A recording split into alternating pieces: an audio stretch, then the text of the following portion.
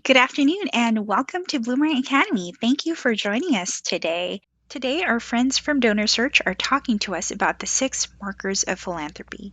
Focused on the intersection of wealth and giving history, Donorsearch is the wealth prospecting tool that truly helps you take the guess out of the ask. Not to mention its uncanny ability to show you what gifts have been right under your nose all along. Today, they're talking to us about the 6 markers of philanthropy and what factors make someone more or less likely to give. Donorsearch looked at over $5 billion in known charitable giving to over 400 nonprofit organizations to find the answer. Joining us today are Ryan Warinecki and Mike Bronson. Welcome, Ryan. Hey, thanks so much for having me. I'm going to put you a little bit on the spot today and ask, what's a fun trivia about you? Fun trivia about me. I have a double uvula. So the thing that hangs down in the back of your throat, I kind of have two balls joined into one. I don't think it makes me louder. I don't think there's any disabilities associated with it, but that's a pretty random fact. Yeah, that is a fun fact. I didn't know that. Mhm. But thank you so much for being here with us today. And I know we have a lot of content to cover, so please take it away. Thanks so much. I'm going to go ahead and I'm going to try and grab the screen and we will see if I am presenting properly. Look at that. So there shouldn't have been Yep. any change if I did this correctly. Awesome. All right. So there's me. You'll see there's a picture of me with a little more hair. There's a little bit about my bio. I've been here at Donorsearch for 10 years. I oversee the channels team, which is the group of folks that works with our third party partners like Bloomerang. And I've been actively involved in some professional associations. And if you want to follow me on Twitter, there's my Twitter handle at nprofmillennial. That's enough about me. I'm going to talk a little bit more about my colleague now, Mike Bronson, who's joining us, and he is here representing in the chat. So he's the enterprise partnership manager at Donorsearch. You can reach him at mike@donorsearch.net. He works with the over 3,500 mutual clients. He's probably talked to about 1,000 of those clients at any given point. He's been here at Donorsearch since 2015. He helped design the generosity score, and he's not a huge fan of public speaking. Fun fact about Mike, Mike knows way more about Marvel than anybody else I've ever met. He has an amazing collection of Hulk memorabilia and action figures. So if you're ever talking to the guy and you're thinking, hey, I was watching the Avengers and this thing happened, I don't really get it. Mike's the perfect person to ask those questions of. One other thing, we were talking about the weather and where we're from. Mike and I are both from Maryland. We're in different parts of Maryland. He's a little bit closer to Annapolis. I'm a little bit closer to DC, and it's about 70 here. It's gorgeous. We are quite lucky. So let's dive into this. Let's talk about the markers of philanthropy, and let's talk about why we would talk about the markers of philanthropy. So for those of you that might be familiar with the Pareto principle or the 80-20 rule, the thought is that 80% of the output comes from 20% of the input. And where Pareto got that is he noticed that of all the different pea plants he had, about 20% of them were responsible for about 80% of the peas, which is really silly. But then he went and he looked at who owned land in Italy at that time, and he was able to figure out, hey, about 80% of the land is owned by 20% of the landowners. So there's probably something to this. And if you think about it at your organization, there are probably a small number of individuals, maybe 20%, maybe less, responsible for most of the dollars donated, maybe 80%, maybe more. If you pay attention to wow, I'm completely blanking. It's the fundraising effectiveness project report that Bloomerang is a part of. They identify that a very, very small percentage of donors are responsible for the overwhelming majority of gifts. And the markers of philanthropy, these are things that you can look at among your constituency that will help identify who that small subset of donors are that will most likely be responsible for the majority of the dollars donated. And to talk a little bit more about the study itself. So we looked at data, this is going back a few years, we looked at data from 400 of our clients, so 400 nonprofits. And as a company, I probably should have explained this. We're a prospect research or wealth screening company. And so nonprofits work with us to identify how much, where else their donors gave, who has a lot of capacity, who's very wealthy and affluent, so that these individuals could give more. And so on a regular basis, we're reviewing nonprofits' entire databases or small subsets, right? If you're a school, maybe we're talking about reviewing incoming parents or a reunion year. If you're having online events, we might review the attendees so you know who to engage with and how, either during the event or shortly thereafter. So we looked at 400 organizations' files, kind of going back to the study. And those 400 organizations, it doesn't say it, but collectively, that was 2 million individuals that they said, hey, we want you to review these folks and tell us what you can. And when we looked deeper, one of the first things that we were told by those nonprofits was that the 2 million individuals had given $5 billion to those 400 organizations. So, when we're going to start diving into the data, our goal here, if we're talking about trying to find that 20% or that small group responsible for giving most of the money, our goal was to say, hey, what small part of those 2 million individuals can we find that are responsible for the majority of the $5 billion donated? What parts of their profile seem to remain constant? And when we did that, we figured out there's really 6. And you should be able to see at the bottom of the screen, there's a few icons, and then there's numbers and descriptions. And the thought is the first marker is really not a surprise. It's giving to your organization. People who have given to you before are much more likely to give to you again. And following that thought, people who have given to you before are much more likely to make larger gifts to you than people who have never given to you before. So the first marker, once you think about it, it's kind of a no-brainer. It's giving to your org. The second marker is giving to other organizations. So let's say you're looking at a bunch of people, they're all your donors, they all look virtually identical in terms of how much they've given to you and how recently they've given to you. Well, the thought would be if you can find that these people are large donors elsewhere, then those are probably the next group of people to focus on. Not just because statistically it's predictive, but because it's actual behavior that's repeatable. Next to that, we've got foundation trustees, specifically people sitting on the board of a grant giving foundation. Then behind that, people's political giving. There's a lot to unpack there. We'll go deep into it and talk about some disclaimers as well. Real estate holdings. That's historically been what people have focused on, because here in the US, real estate data is pretty easy to identify. And even if you're not in the US, you just hop on Zillow and see somebody's estimated real estate value. While that can be an indicator of wealth, it might not be. And in some cases, it's very relative. If you go south of me a little bit to DC, a $1 million piece of property would mean something very different than it would if you go a little northwest of me to Western Maryland or West Virginia or up into Pennsylvania.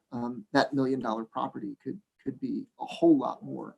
And then lastly, you've got business affiliation, which includes SEC insider status. So that's kind of the big headline here, is that these are the most predictive markers of philanthropy. So if you see that your donors or your constituents or volunteers or alums or patients have these markers, they're better fundraising opportunities for you. But there's a whole lot more to unpack underneath of that.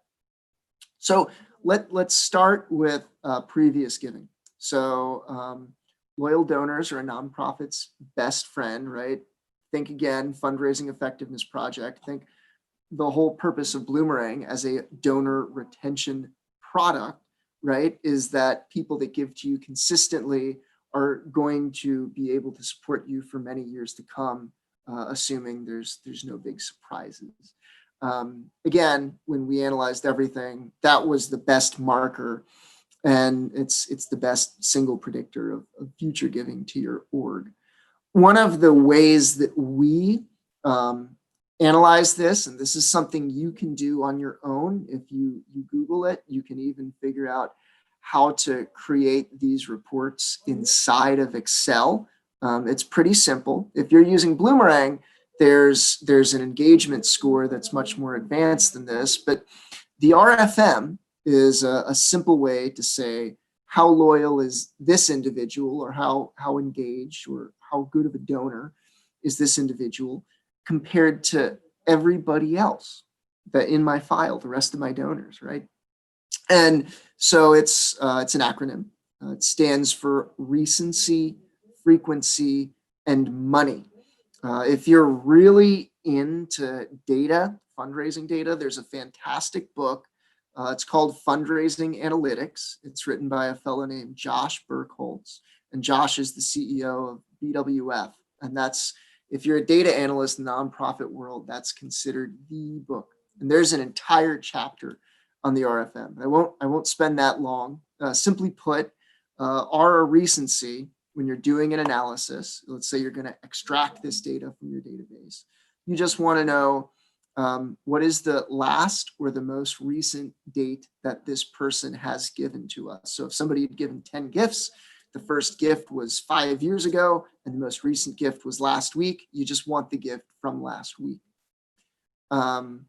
Frequency, or the F, that's the number of gifts, right? So going back to the last example that I used, if this person has given 10 gifts to you, you want all 10 gifts that this one individual had given.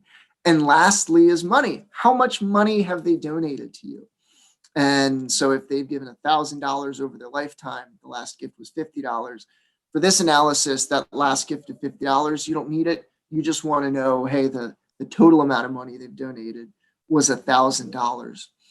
Now, once you have that, you're ultimately going to compare each of those variables against everybody else. So let's say recency. So you've got 1,000 donors in your database, and the person you're looking at gave last week. So you're going to run what's known as a percentile score. Everyone falls somewhere between 0 and 100. 100 is the highest. So that person that gave last week, they would get a 100. Somebody that's never given, they'd get a 0. And everyone else falls somewhere in between. If you think back a million years ago or last year, depending on how old you are, when you took the SAT, you got your score, and then it put you into these percentile brackets, so you knew how you stacked up. We're doing the same exact thing here with the recency of giving. And then we would do that again for frequency and money. So the way we'll do it is ultimately you'll end up with a score between 0 to 300 for each of your donors. So you're able to say, yeah, we have a good relationship with this person if it's, say, 250, or if the score is, say, 100, hey, we don't have a great relationship with this person. And for major gift purposes, at least, or let's say monthly giving purposes, you want to focus on the people with the higher score. Not that you don't want to reactivate or re-engage the people towards the bottom, but those towards the top, if we're thinking about our 20%, those are the ones that are going to have the greatest yield or return on investment for your limited time that you have each day. The next marker is giving to other nonprofits.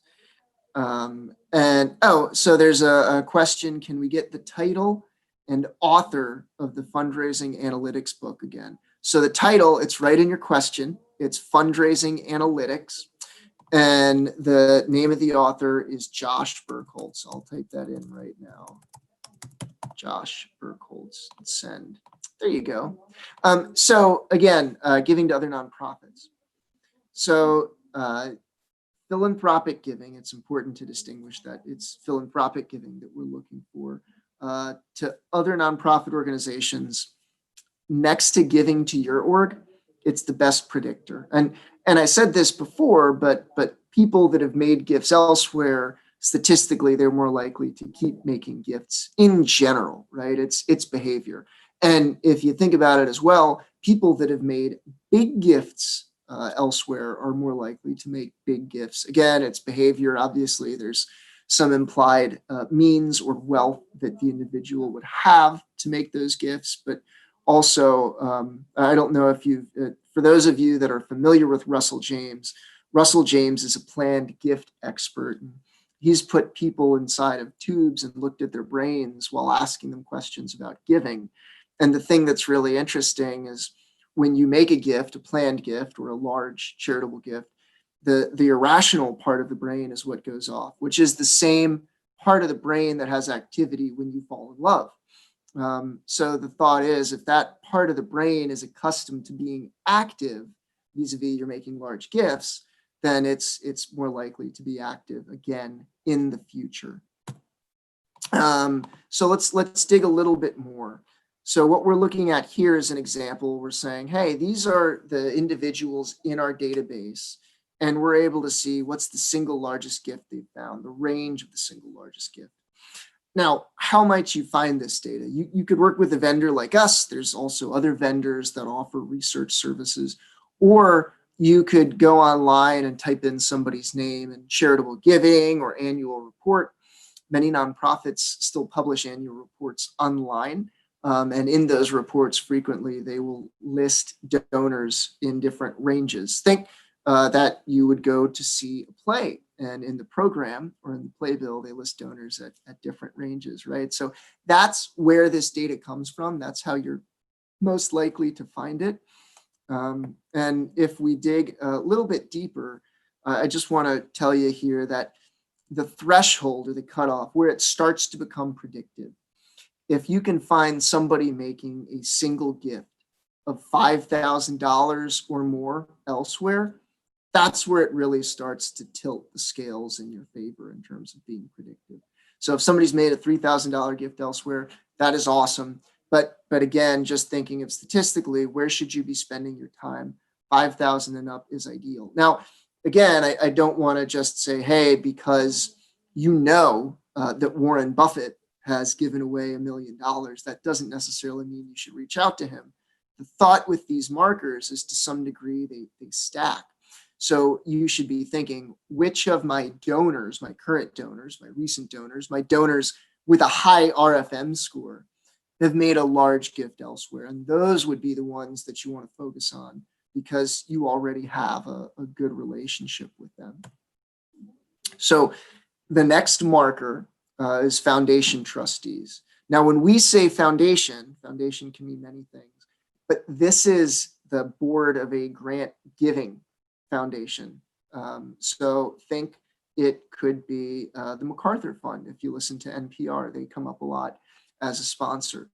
So the thought of, hey, why would we be focusing on foundation trustees? Well, statistically, we learned if you are a foundation trustee, then you are more likely to be philanthropic yourself. And again, we learned that from the back study. We were able to identify a small group of foundation trustees that were responsible for a large portion of those $5 billion donated. So if you are a foundation trustee, number one, you might be able to make gifts from the foundation itself. You might be able to, I should say, influence where grants are awarded or control that, depending on the organizational structure. But number two, let's say you're not. Let's just say you vote on where funds should go, and you're one of many people that do that, or you from time to time can make recommendations. You're actively spending time thinking about how to give money, where to give money, and why you would do that. So somebody investing that much thought into it, again, it goes back to the mind being activated. this person is going to have a philanthropic mindset that others would not. And also statistically, many people that serve on these foundation boards, they themselves are wealthy. So foundation trustee and donor search. This is, again, just trying to say, wait a minute, hey, do they sit on the board of a grant giving foundation? Now, if you want to figure this information out, again, you can Google their name and foundation, or you could look at local foundations on GuideStar. You know, we can all get free GuideStar accounts and look for the foundations, and right there in the 990, it will, or 990 PF, I should say, it will list the foundation trustees, and you can see if there's overlap. Additionally, when that happens, you'll see in this foundation assets column, you're able to identify the size or the corpus of the foundation. And most foundations give somewhere around 5% a year away in the form of grants. So the next predictive marker is federal political giving. So there's a few really fun facts about political giving, but again, keep in mind, this is the fourth most predictive marker. So again, many people think, hey, who am I going to focus on? It's the people with the big houses. We're still not at real estate yet. We're looking at political giving. So if you think about it, anyone who makes a political gift, we just finished an election cycle, and I guess we're about to run into a continuance down in Georgia. Anyone that makes a political gift is required to enter in not just the size of the gift and their name, but where they live, right, and their occupation. And so as a result, that makes this data readily available and highly reportable. So it's right there for you, again, if you're not getting it from a platform like our own. To think about some of these things statistically. So I'm actually not going to read what's on the screen. I'm going to ask you to actively participate in the chat here. I'd like you to enter in if you've ever made a single political gift. Party doesn't matter. It could be a PAC, could be to a congressional party or an individual, but have any of you ever made a political gift? And we're looking at the chat here. I'm seeing a few yeses. There's many political gifts. There's some no's. There's a bunch more no's pouring in. Okay. I see a not yet. I have not. Okay. So there's a lot of people that have done that. Now, let me ask another question as those are pouring in. Have any of you ever made a single gift of $250 or more, a one-time political gift of $250 or more? I'll say, yes, I've done that. I did that to see what would change in the way people market to me. So I'm seeing a few yeses, but there's a lot more no's, right? So at this point, a lot of you are saying, hey, I haven't done that. Okay. How many of you have ever made a $1,000 political gift? Again, yeses, no's, pouring in. So I see a lot of no's. There was maybe a yes that could have poured in from the previous one. Oh, there's one yes. Wow. Okay. So the way you want to think about that, if you were looking at the chat, as I asked those questions and the money aspect of it started to become a larger and larger threshold, there were more no's. So we started to slowly remove people from the group. And we ended up with a really small subset. If you look down here at the text, if you hadn't already, whoops, and I didn't mean to click. So only 6% of the US population has ever made a one-time $250 gift. 99.9% of the population has never made a one-time $1,000 political gift. So if you're looking for a way to identify people that are likely to have means, certainly doesn't mean they have means every time, that's a good way to do it. What we found is if you think about somebody's lifetime political giving, so we're no longer talking about the one at a time gifts, it's, hey, when you add everything up, people that have given $10,000 or more, statistically, they've made a 5, 6, or 7 figure, maybe even larger, if you look in the case of Michael Bloomberg, a five-figure charitable gift or larger, almost every time. Now, it doesn't mean that every charitable donor is a political donor that way. It's the same way that all squares are rectangles, but not all rectangles are squares. When you find that people make a lot of political gifts in terms of dollars over their life, they're likely to be quite philanthropic. And if you look here, this is some math, right? So I was talking about trying to identify the small group of the 2 million individuals responsible for the most amount of the $5 billion donated. So in this case, we're actually looking at it from a mathematical perspective. So on the left-hand side, we've got the back testing data. So if we look at the bottom left-hand corner, that's all FEC and charitable giving above $500. So essentially all giving over $500 externally, right? So that identified about 14.5% of those 2 million individuals. That's what that 14.4 is. If you look to the right, where it says 74.3%, that's saying it's almost 75% of those $5 billion donated. And then if you do the math, if you divide 74.3 times 14.4, that's how you get to the predictive strength of 5.17. So at the beginning of this, we were saying, hey, what do you know about your top 20% of donors? With just that one fairly broad example, we're able to say, hey, we found if your donors given a total of $500 elsewhere, not necessarily just to you, over their lifetime, again, not a single gift, we're saying that puts them in the top 15% of the donor pool in the known universe. In the United States really is the way we're looking at it. And they're responsible for 3/4 of the money donated.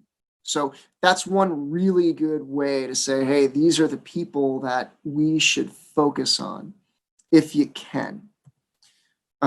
Here's another way to break it down if you look at it on a pie chart. So on the bottom, we've got the 14.4% and the 74.4%, roughly 75%.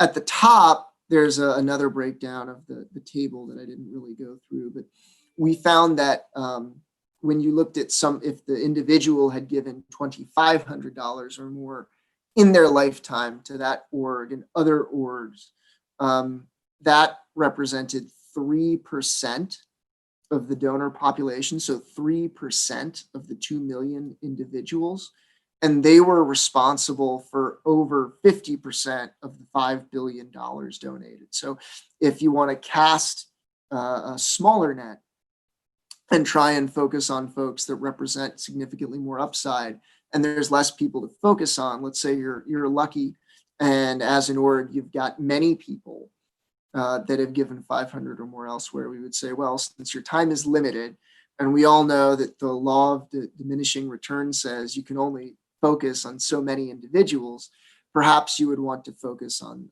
that smaller percent so you could spend more time with them, build the relationship, really learn who they are better, and present more relevant funding opportunities to that smaller subset of individuals. So the next marker that we're going to get to now is wealth, and specifically real estate, right? So in the US, it's easy to get people's real estate holdings because that's available from the tax assessment office. In almost every single county, or in some cases state, you're able to look that up online on the government website. And then different vendors like a Donorsearch are able to do it kind of en masse for you. And the thought is, if somebody has a bigger house, they could give more money. And sometimes that's definitely true. In other cases, it's not true. So what we found, if you look at this, was it doesn't start to get predictive at all, really, until somebody's real estate is $750,000 or more. At that point, an individual is 2 times more likely to make a philanthropic gift than the average person. Now, once you move up to between 1 to 2, that doubles. And we're talking about 1 to 2 million in real estate. They're 4 times more likely to give a philanthropic gift than the average person. And up at the top here, an individual with 2 million or more in real estate is 17 times more likely to give philanthropically than the average person. So if you remember before, when we were talking about charitable giving elsewhere, I mentioned that the cutoff or the threshold, the kind of magic number, if you will, where giving elsewhere starts to become predictive in a single gift is 5,000 or more. If you're looking here at real estate, we're saying, hey, it's not until you get to $2 million or more in real estate that starts to become really predictive. Now, again, this is a national model. This is something that is relevant kind of across the country when you throw everything together. This is not a region by region breakdown. So again, if you look inside of the San Francisco Bay Area, you might not be able to get much of a house without spending $2 million. And so then the thought is, hey, is this statistic really relevant? The answer is it's not as relevant. So you have to take it with a grain of salt. There is, so large sophisticated organizations, oftentimes higher ed, they have what's known as prospect researchers, folks that just do research on behalf of major gift officers to create these profiles and basically figure out, hey, who are the people we should be talking to and what should you know about those people. JMU, James Madison University, they've got, so they're located in Northern Virginia, kind of Northwestern Virginia. And there's a lot of kids that come there from the Northern Virginia area. And it's common practice to review the parents of the incoming freshman class to say, which of these parents represent the most philanthropic opportunity? Who should we proactively engage and build relationships with so that we can try and maximize the fundraising opportunity over the 4 or maybe 5 years that the student will be here? And when they do these kinds of wealth screens, it's common for them to pick up $2 million or more in real estate. So what they've done is they've created this formula where they say, okay, what is the value of the house where these people live, the value of the address, essentially. And we're going to divide that by the median household value of that area. And ultimately what they're doing, in the median household value, for those of you that don't know, it's census based. So that will change soon since the United States is just wrapping up a census. And you're able to say, hey, the average house in this zip code is worth X dollars, right? And so now we're able to say, all right, well, I know the value of this individual's house, and I know the value of the average household in the area. Is this person's house much larger or much greater in value than the average household value in area? And I don't remember the formula. I don't know if they say it has to be worth 1.5 times more or 2 times more or 3 times more. But it's a really interesting way to say, okay, yeah, this person has a big house, but is the big house actually predictive? And once they say, well, it's worth 3 times the average house in the neighborhood, yeah, that's probably predictive. If not, maybe this isn't a parent that we should focus on during the limited time that we'll have the opportunity to engage them as a donor. And going back, so there's a little bit more. This is a table breakdown of some of what we were looking at on the last screen.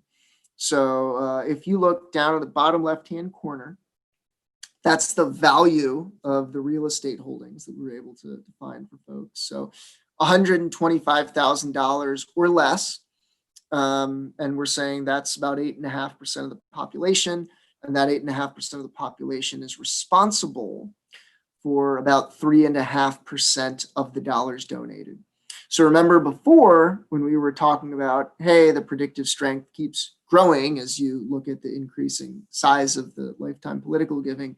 In this case, we're saying, hey, if you're just looking at real estate, that's the only thing you're paying attention to. Statistically, it's not actually until you look up to $500,000 to $570,000 real estate holdings that it starts to become predictive. Until then, it's what's known as an inverse marker, which means, hey, because of this, the person is less likely to make a gift. Another kind of fun fact, if you want to think about inverse markers, statistically, people with boats and people with planes are also less likely to be charitable donors. But then you'll notice once the size of the real estate increases, the predictive strength increases. And up at the top, we're saying, hey, here's about 1.5% of our 2 million individuals responsible for a full quarter of the $5 billion donated. And again, the predictive strength is 17.5 times larger. And again, this is a way that you could look at it through our platform or other comparable platforms. Some of the things that's nice that this points out is, touched the wrong part of the computer. You want to be cognizant of the number of properties somebody has as well. Now, the thought is if somebody has one property, okay, that's great. That's their primary residence. If they have 2 or 3, maybe 4 properties, at that point, what we're likely looking at is vacation homes. Now, it is also possible that those are rental properties, and those are places where the individual draws income. That could also mean that there's multiple mortgages and it decreases the likelihood for a gift. But by and large, if you see 2 or 3 properties, you're looking at vacation homes, which is a really good marker of wealth. In fact, if you can tease it out and you can say, hey, they have 3 properties in 3 different states, then you're almost assuredly saying, yes, they have other vacation properties, or maybe it's a hunting property. Either way, that's a really big indicator that, yeah, the person is a good fundraising opportunity, probably a good major gift opportunity. One of the other things to think about is you'll see there's a flag that says real estate trust, and all these fake people, it says no. But real estate trust indicates whether or not the property is held in a trust. So if you think about it, you can look at the deed to a house, as I said before, on government websites. You can even get to it from Zillow. And if you're curious about this, please feel free to reach out to me. But the thought is, instead of an individual's name, it will say trust, or it will say that individual's name as part of the trust. If the property's in a trust, there's a good chance that they've already made out their will, or at the very least, they've put a lot of thought into their assets. And why might you put a property in a trust? There could be tax reasons that you put a property into a trust. It can also make it easier to pass a property from one generation to the next. But the point is, if you're doing any of that, it kind of goes back to people who have already given and they've put thought into things. These people are putting a lot of intentional effort into their financial decisions. Major gift philanthropy is a financial decision. It works that part of the brain where you're thinking, hey, can I afford this? How will I make that work? And again, if we talk about planned giving, what are the tax advantages of this? So if somebody has real estate in a trust, while we're not saying, hey, this is the big marker to look at, because the big marker that we identified was 2 million or more in real estate, but just be aware, if the property's in a trust or they have property in a trust, that is a good sign that they're a more qualified major gift opportunity. Again, I want to couch all of this by going back and saying, these people should be your donors already. You shouldn't be doing this with the likes of Oprah and Bill Gates who haven't given to you. So the last marker, business affiliations. So that's if somebody is a business executive.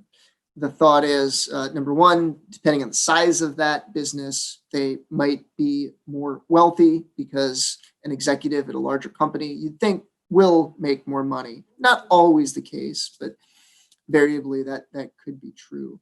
And number two, then they can think about tax incentives of corporate giving. So if we look, we're going to look at two different data sets, and I'm going to pause to take a drink of water real quick. So the data sets that we're looking at are whether or not somebody's the executive of a company, and whether or not they are an SEC insider.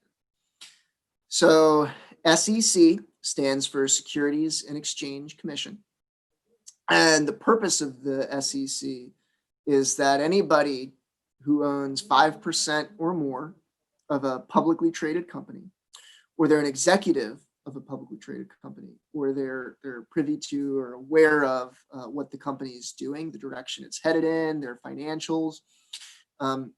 Anytime they buy or sell shares of stock in that company or those companies where they're an insider, they have to tell the SEC. The reason they have to tell the SEC is if they're doing something nefarious that they shouldn't be doing, then this creates an audit trail so they can get in trouble. So remember years ago, Martha Stewart, of all people, went to jail for insider trading. That's because of this database that the government was able to say, hey, you did a no-no, and you shouldn't have done that. Now, the good news that this is available is if somebody's an SEC insider, we can track that, you can track that, and it's easy to identify, hey, there's a good chance this person has a lot of assets. SEC insiders, not always, but typically they are wealthy, and you can even see how much wealth they likely have. So if you have a 401k, or if you trade stocks on your own, on a personal account, or you have an investor that does that on your behalf, no one can really be sure of how much money you have there in your 401k, in your other stock investments. But if you're an SEC insider, because of the rules that I explained, anytime you buy or sell shares of stock in your company, you have to let us know. So somebody like a Bill Gates, who owns a lot of Microsoft stock, we know exactly how much money he has in Microsoft. And so we're able to say, okay, well, this is his estimated net worth. That's why we know Bill Gates is the billionaire that he is, and others. Now, we found that 2% of our 2 million individuals were SEC insiders, and they were responsible for 15.5% of the $5 billion donated. Again, that's a really great way to say here's a small group responsible for a lot of giving. In addition to that, there are many tax advantages for gifts of appreciated stock. So that's where you buy stock at, let's say, $10 a share, and then the company performs really well and the value increases to $100 per share. It's actually more advantageous for that person to say, hey, Bloomerang nonprofit, I'm giving you these 10 shares of stock. I'm not selling them first. I'm just giving them to you. There are many tax advantages to doing that. So in addition to being predictive, it's also advantageous from a tax perspective many times to make gifts of stock. Down below that, we're going to look at business data. Now, we get this from a company called Database USA.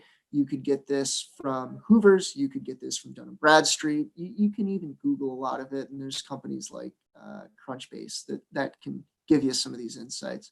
But what we found using the databases that we have is when people that are executives at a company, statistically, they're likely to be philanthropic.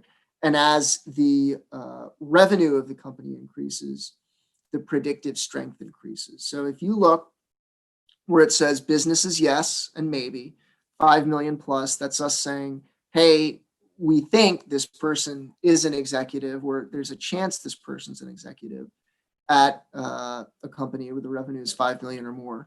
That's us saying, hey, we see this in right around half of the 2 million individuals we looked at, and they're responsible for about 5% of the giving of those $5 billion. So the predictive strength is 9. It's high. And as you look, the If you make it a smaller amount of money, businesses between 1 to 5 million, it's a little over 3. And just all in general, it's a little over 3 times. So that's businesses.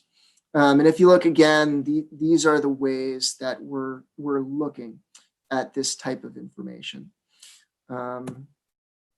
So earlier, somebody asked, will there be a list? Will you show us all of these things? And the answer is yes, here is that list.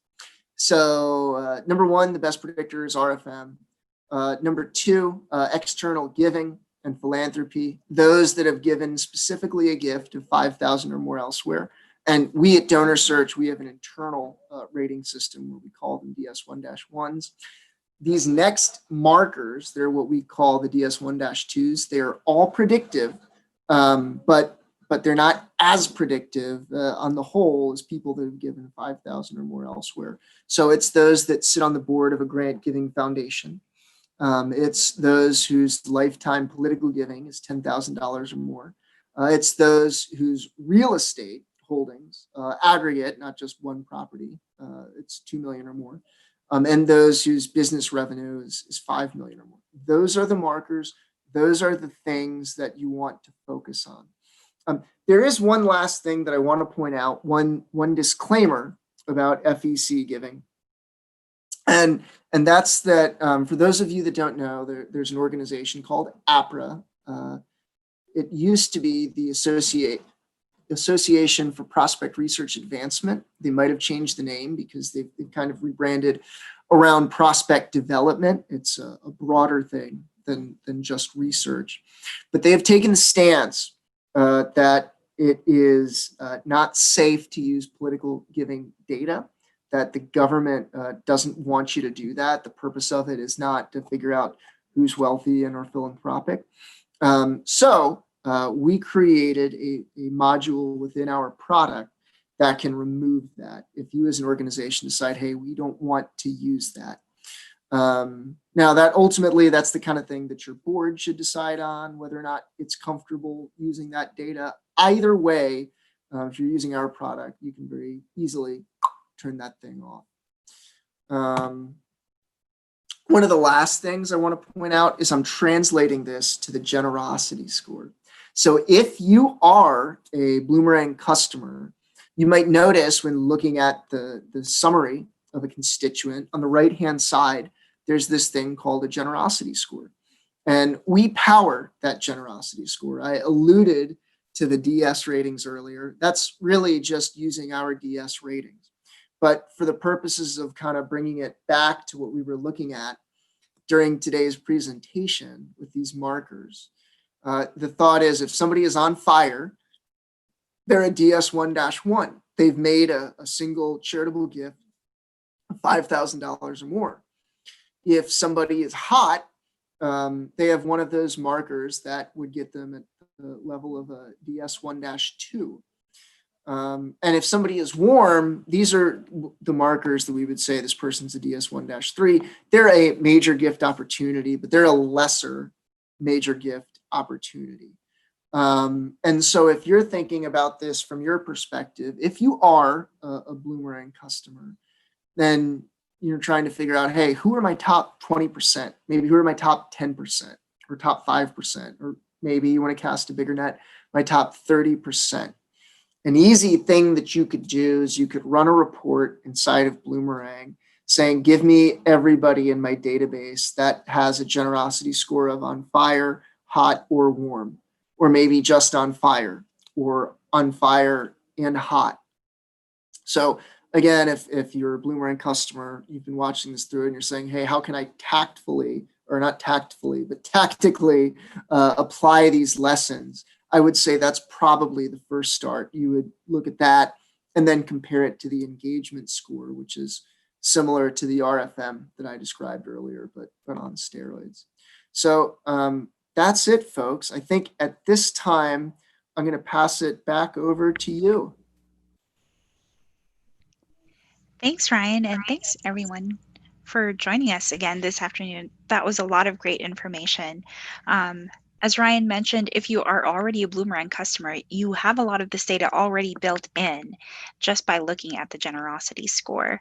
And I hope this gives you some idea of how you can leverage that generosity score that you already have into more giving for your organization.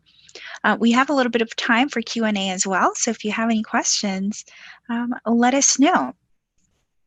I also wanted to let everyone know that if you want to follow up regarding Donorsearch, if everyone has the generosity score already in their Bloomerang database, but there's so much more information you can get. And if you want more information on that, you can contact our customer accounts team at customer.accounts@bloomerang.co. Or if you would like a member of our team to reach out, just let us know in the chat and we'll have someone reach out. I'm just scrolling through the questions to see if we missed anything. I think there's a good question here that, gee, I mean, we could probably discuss it as a group for a really long time. But it was, once potential donors are identified, what is the best initial communication form? And so the answer that Mike gave is pretty good, responding to new donors in whichever form of communication they reached out. So if it was an online gift, send an email. If it was a check, send a letter, and then a personal phone call. So that's great because then you're honoring that form of communication that the donor started with. But I would say that if you have the donor's phone number, it is always okay to call them and lead with thanking them for the gift, and then perhaps asking why they gave in the first place, what drew them to the organization, so that you can begin learning about them and what it is that they might like about you. I don't know, anything that you want to add to that? Yes, that's a big thing that we advocate for in Bloomerang. We have the first time donor calls list on your dashboard as well. And this doesn't apply just to first time donors. Everyone would love to receive a phone call, even if it's just to say thank you. That's the best kind of phone call to get, right? You're not necessarily asking for more money, but just as an introduction, just to say thank you. And while you're already on the phone with the donor, use it as a way to engage with the donor more. As Ryan mentioned, how did they find your organization? What do they like about your organization? What keeps them supporting your organization? Keeping that conversation going and keeping that engagement going is going to go a long way toward building that relationship and stewarding them up the donor pyramid. That's great. Yes. Someone just asked, is that a Muppet or puppet on your desk? This is Bloomerang. This is Bloomerang's mascot, Blossom. She is an orangutan. And yeah, she's our Bloomerang mascot. If you want to find out more about Blossom, I'll send out a blog post explaining why we chose an orangutan as our mascot. We have a couple questions coming in here. What would be a few things that a board of directors can do? Well, that's a broad question. If we kind of go into one of the standard fundraising practices, going way back, you could do a peer screening with the board. So you could look at some of your larger donors. It's possible you could take, depending on the size of your org, the size of your board, the level of involvement of your board, you could take, let's say, your 50 largest donors. You could take every donor who'd given a gift above $1,000 or over their lifetime had maybe given over $2,500, and put that list in front of the board. Maybe do it privately so that you're not engaging all of them verbally in a group. But say, hey, I want you to look through this, and I want you to flag the donors that you know that you think represent greater potential. Or even I want you to flag the donors that you know that you would be comfortable reaching out to that have greater upside potential, so that they as a board member can begin the fundraising process. That's one way to do it. And frankly, if you give them the option of saying, hey, who's a good opportunity and who would you reach out to, then they could say, hey, I think these 7 people are good opportunities. I'm only comfortable reaching out to this one or not comfortable reaching out to any. That's keeping them involved. That's helping them to drive the process, all that stuff. Awesome. How often is the donor search information updated? There are some of our donors who we know have contributed to other organizations, but it doesn't show up in Donorsearch. That's a great question. So as far as the charitable giving data goes, that gets updated on a weekly basis. So yeah, it varies based on which database. The real estate data, for example, I believe is updated on a quarterly basis. But going back to the giving data, that's updated weekly. So we add a few 100,000 charitable gift records to that database each week. We have a charitable giving database of it's somewhere in the realm of 200 to 300 million. I don't remember the number, and I should, sorry. But if you think about it, that's just scratching the surface of the number of charitable gifts that are given in the United States. And so what we're doing is we're scraping the web, we're getting physical printed documents when we can to add those to our database of giving. So if an organization doesn't publicize a donor honor roll, we're never going to be able to add those donors and those gifts at those ranges to our database.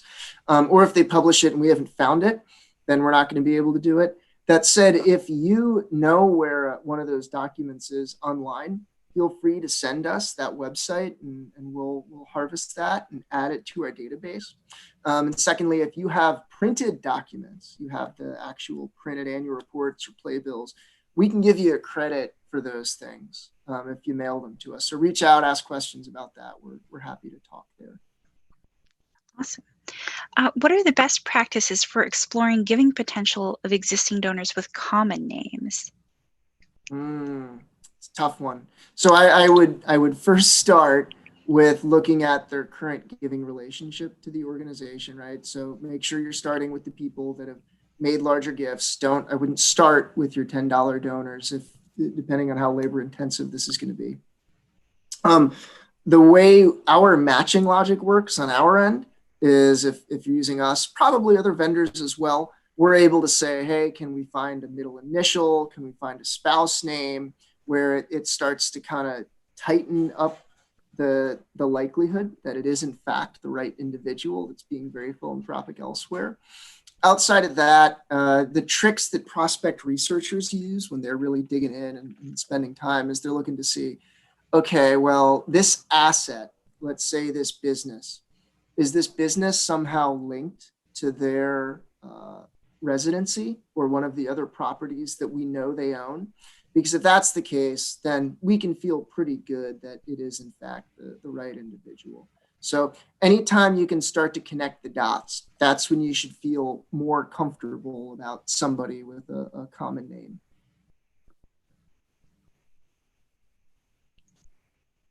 Thank you.